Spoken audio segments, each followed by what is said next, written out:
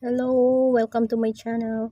Today I'm going to plant American rose, this type in aloe vera, that one. So I will try to grow it in there, in the aloe vera plant. I found it in the internet. They simply stick it to the aloe vera plant and have it grown there.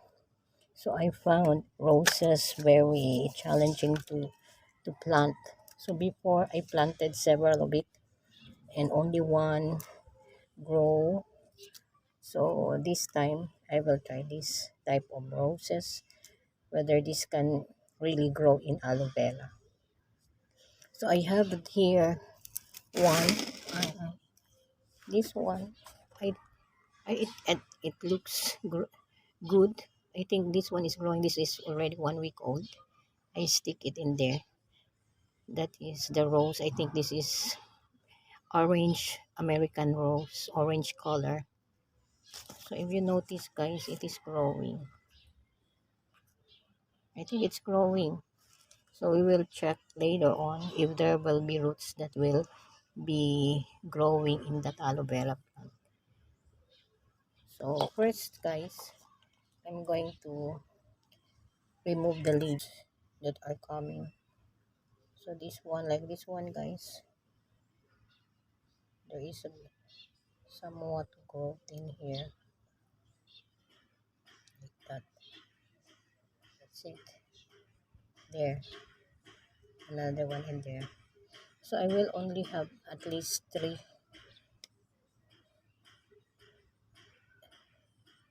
possible offsets.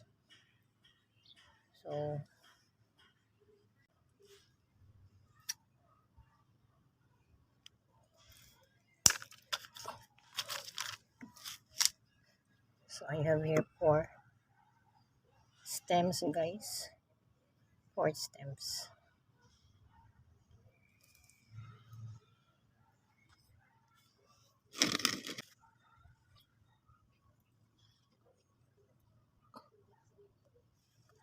Like that.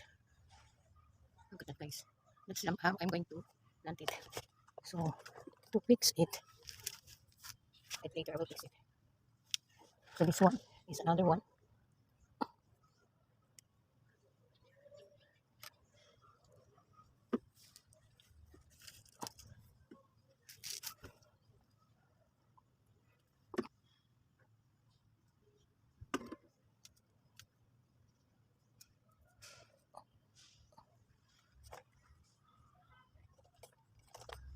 Just to I'll place it in here.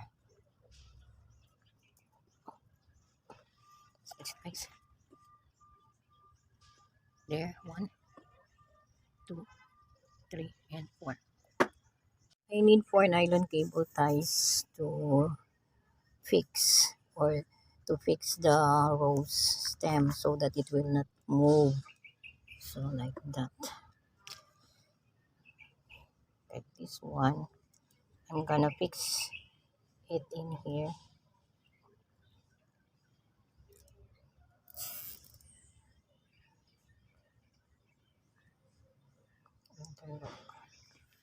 Like that guys. What is important is that the rope should not move. It should not move. It should stick in there.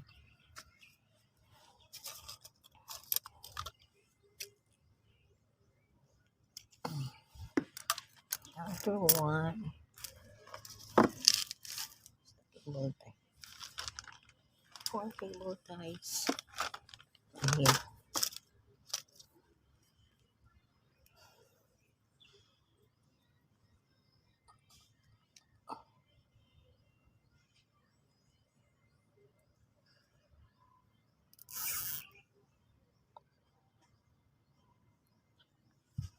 Look at that guys. I fix it there so that it will not move.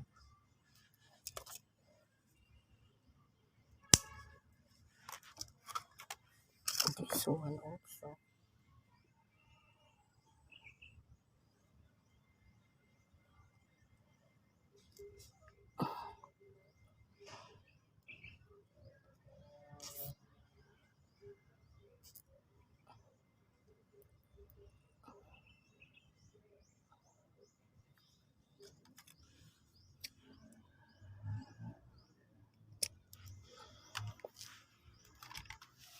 And the last one. Uh, Lower ng konti.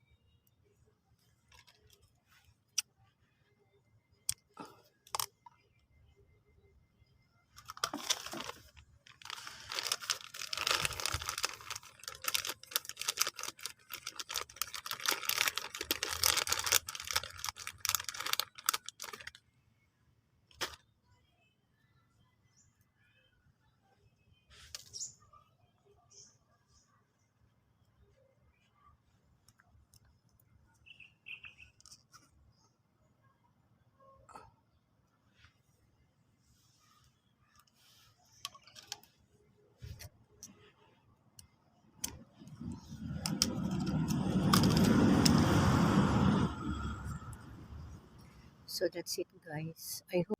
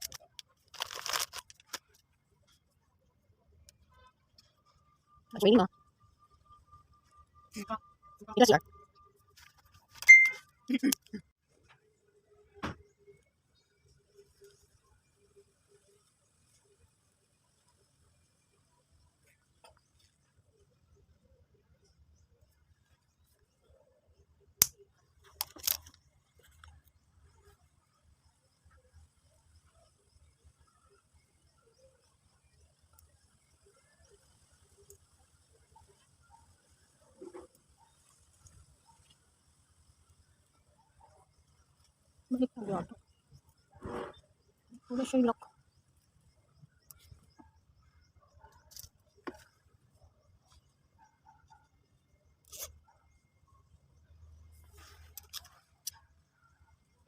will add ano, nail cutex so that it will not dry it will seal the stem cuttings and will not dry the rose cutting. So this is what I did before, guys. I always seal it with nail nail color. Any color will do. Oh,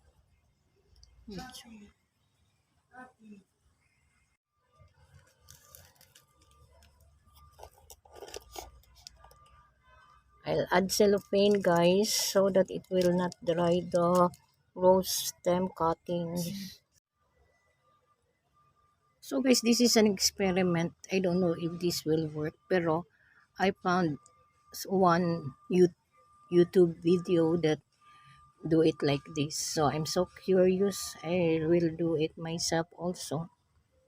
Maybe because this rose propagation is very challenging. But I have here the first one that I planted in aloe vera, and I think it will grow. There, look at the bottom. So we will wait for the roots to grow.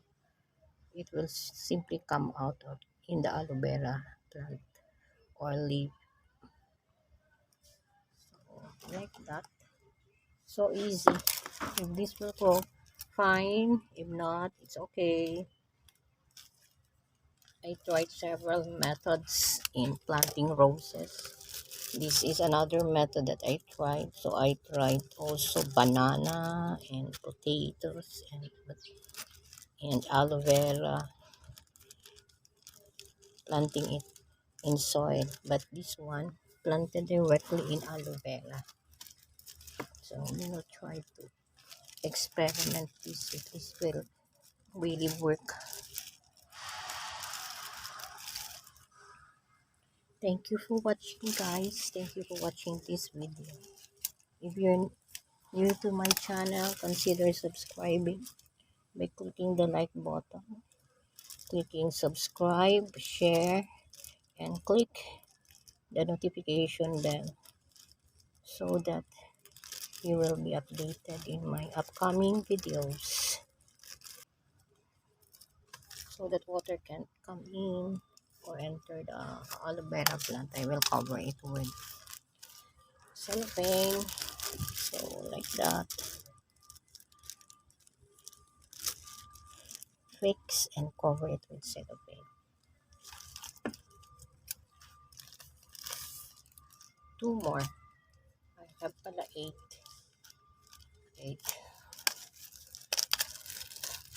So I'll give you an update of this, guys, after 1 month.